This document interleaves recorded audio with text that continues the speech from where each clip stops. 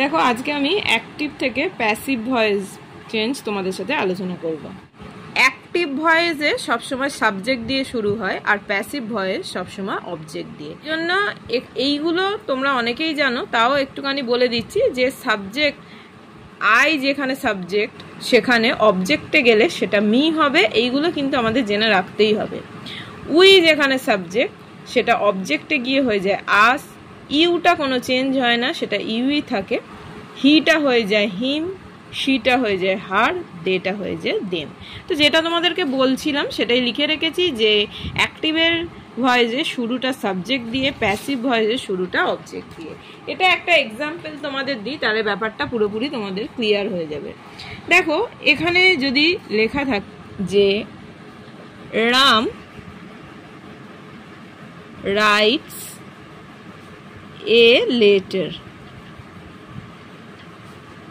রাম একটা চিঠি লেখে। তো এখানে দেখো, এখানে আমরা এইটা দেখে কিন্তু বুঝতে পারছি, এখানে দেখো রাইটস, এটা আমাদের কোন টেন্সে আছে? প্রেজেন্ট টেন্সে আছে। তো আমি বলেছি যে অ্যাক্টিভ ভয়েসে শুরু আমাদের সাবজেক্ট দিয়ে, প্যাসিভ ভয়েসে আমাদের অবজেক্ট দিয়ে। তাহলে আমাদের এখানে এটা কি? সাবজেক্ট, এটা কি? ভার্ব, এটা কি? অবজেক্ট। তাহলে এই যে অবজেক্ট, এই যে যেটা শেষে আছে এই অবজেক্টটা কিন্তু আমরা যখন অ্যাক্টিভ থেকে প্যাসিভে করব সেটা কিন্তু সামনে চলে আসবে। তাহলে আমরা লিখব এ লেটার।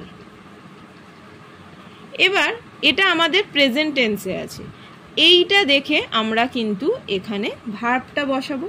তাহলে দেখো এখানে কিন্তু এ লেটার, একটা চিঠি, সেই জন্য কিন্তু এখানে ইজ হবে। এখানে যদি বেশি হতো, একের বেশি হতো, তাহলে নিশ্চয়ই আর হতো, কিন্তু আমাদের একটা চিঠি আছে, এ লেটার। এইটা দেখে কিন্তু আমরা এখানে টেন্সটা আমরা বুঝছি প্রেজেন্ট টেন্স, কিন্তু এখানে অ্যাম ইজ আর, অ্যাম নিশ্চয়ই হবে না, ইজ আর এর মধ্যে কোনটা বসাবো সেটা কিন্তু আমরা এটা দেখে ঠিক করছি। এ লেটার ইজ, আর এই যে দেখো এখানে ভার্ব আছে, এর কিন্তু কি হবে? পাস্ট পার্টিসিপল, থার্ড ফর্ম আমরা লিখব। এখানে লিখব রিটেন। তারপরে আমরা একটা কি দেব? বাই দিতে হয়। রামটা যেহেতু একটা নাম তাই রাম থাকবে। এবার দেখো এখানে আমাদের যদি লেখা থাকতো ধরো শি, এখানে কোনো নাম দিল না, দিয়ে দিল সেম দিল পুরো, শি রাইটস এ লেটার। তাহলে এখানে আমরা কি লিখতাম? একই রকম তোমরাও বলতে পারবে। দেখো এ লেটার, এখানেও আমরা বুঝতে পারছি present tense, is written, verb বসালাম, থার্ড ফর্ম বসালাম, রিটেন বাই। দেখো এখানে শিটা আমাদের অবজেক্টে দেখো হার হচ্ছে, তাহলে এটা আমাদের কি হবে? দেখো শিটা আমাদের হয়ে যাচ্ছে হার। এখানে যদি হি থাকতো সেটা হয়ে যেত হিম। যদি রোট থাকতো, WROTE, রোট থাকতো, আমি এটাও বুঝিয়ে দিচ্ছি। দেখো এখানে যদি লেখা থাকতো যে শি রোট এ লেটার, তাহলে আমরা এটা দেখে কি বুঝছি? যে এটা পাস্ট টেন্সে আছে। তাহলে এটা অবজেক্ট, এটা অবজেক্ট আমাদের, এটা ভার্ব, এটা সাবজেক্ট। তাহলে এই অবজেক্টটা আমাদের প্রথমে যাচ্ছে মানে সাবজেক্টে, তাহলে কি হচ্ছে? A letter.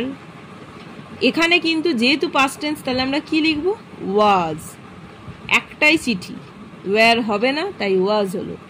A letter was, আবার third form written by, she যেহেতু আছে কি হয়ে যাবে? হার। তো তোমরা এটা আমায় কমেন্ট বক্সে জানাবে যে এটার অ্যান্সার কি হবে অ্যাক্টিভ থেকে প্যাসিভে করলে। শি ড্রোভ আ কার, এটা যদি অ্যাক্টিভ থেকে প্যাসিভে করি তাহলে কি হবে? আজকে ভিডিওটা এখানেই শেষ করলাম। আমাকে কমেন্ট বক্সে এটার অ্যান্সার অবশ্যই জানাবে। Thanks for watching, tata.